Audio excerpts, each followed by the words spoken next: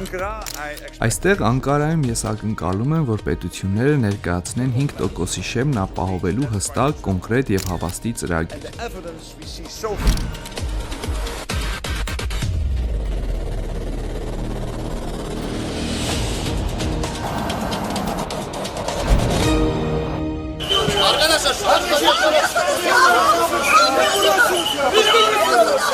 Անկարայում ՆԱՏՕ-ի երկօրյա գագաթնաժողովին ընդառաջ տեղի են ունեցել բախումներ, ըստ Թուրքիայի աշխատավորական կուսակցության ակտիվիստի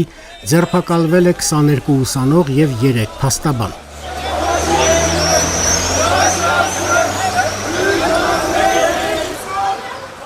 Թուրքիայի մայրաքաղաքում անվտանգության աննախադեպ խիստ միջոցներ են ձեռնարկվում։ Ռեժիմը ապահովում են հատուկ ծառայությունների 70,000 աշխատակիցներ և 55,000 ոստիկաններ։ Հուլիսի 5-ից 10-ը արգելվում է ծանր բեռնատարների մուտքը մայրաքաղաք, որոշ թաղամասերում կարգելվի սկուտերների երթևեկությունը։ Գագաթնաժողովի օրերին չի կարելի անցկացնել բողոքի ակցիաներ, երթեր և զանգվածային հավաքներ։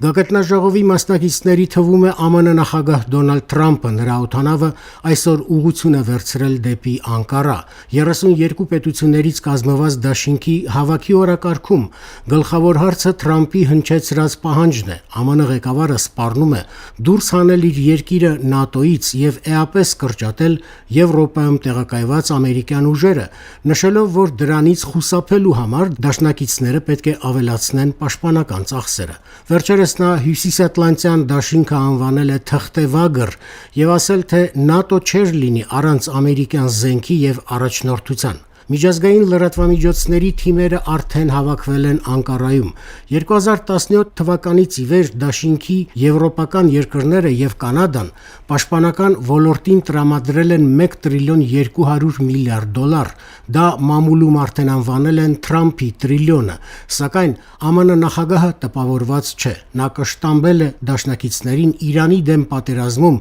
ամերիկացիներին չսատարելու համար։ Նա վստահեցրել է, որ նոր ներդրումների շնորհիվ ՆԱՏՕ-ն իսկապես կդառնա մոլորակի միակ հզոր դաշինքը։ Վաշինգտոնի պատկերացմամբ դաշինքի յուրաքանչյուր անդամ պետք է պաշտպանական ծախսերը հասցնի ներքին համախառն արդյունքի 5%-ին։ ՆԱՏՕ-ի գլխավոր քարտուղար Մարկ Ռյուտեն համոզված է, որ դա միանգամայն իրատեսական նպատակ է։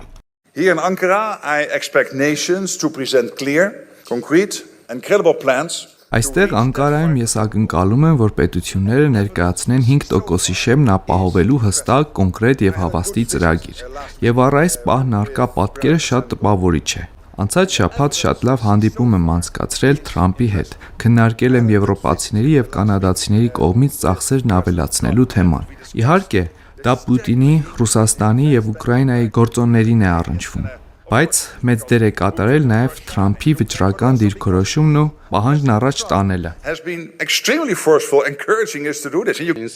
Այդ 5%-ից 3,5%-ը կգնա բուն պաշտպանական բյուջեին և 1,5%-ը զինված ուժերի համար ճանապարհների, կամուրջների ու նավահանգիստների կառուցմանը։ Մինչդեռ ՆԱՏՕ-ի որոշ երկրներ դեռ չեն կարողանում պաշտպանությանը տրամադրել նախկին շեմով հաստատված ՀՆԱ-ի 2%-ը։ Եթե 1-2 պետություն